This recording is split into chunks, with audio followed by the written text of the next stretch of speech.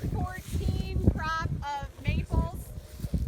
We had autumn, well there's still a few autumn blaze in here. They're over there. We've started digging them already out of here. And then these are all just straight Acer rubrum varieties. We grow Redpointe, Red Sunset. These are October Glories here, then Red Sunset. Down at that end, as we walk out, there's Sun Valley and Burgundy Bell. So those are some of the different red maple varieties that we've grown, and then Pacific Sunset in here as well, which is a truncatum platanoides hybrid. But recently we've been really liking the Redpointe maple, so I thought that was a good one to highlight. That is a variety that Schmidt developed. That's why we invited Roger today, so he can talk about all some varieties. But it works out good because they really produce some great trees. But as a grower, this has been a really great tree for us, as you can see. Yeah, this is a Redpointe maple. We introduced it 10, 11 years ago. To date, we believe it's the best rubrum that there is. It's got some advantages over the standard, the Red Sunset, which we introduced 40 years ago, which has been a great tree in its own way. This has better vigor, better caliper. It likes the central leader much better than rubrums do. Typically a rubrum wants to round out, flat, crotch out on you.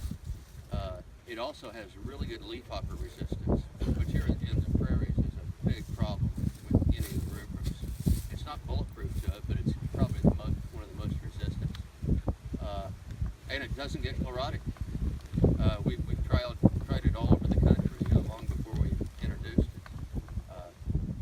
And it's just a great tree. It'll grow about 25-30% faster than, say, a Red Sunset, Brandywine, Burgundy Bell, or Sun Valley for canopy on caliper. So it's a good grower tree. Transplants well.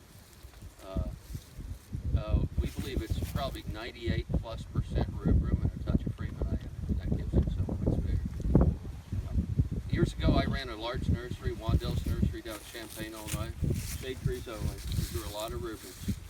Schmidt's gave us like hundreds of these 6-7 years before they even introduced it to trial and try it. We couldn't call it Redpointe until they brought it to the market. We fell in love with it. It just made it's a more stronger, better growing tree, and the lack of chlorosis in our soil range of soil pHs is the strongest advantage of this plant. See, I thought I was pruning them right. You're telling me it's put its own stuff. It does well compared to others.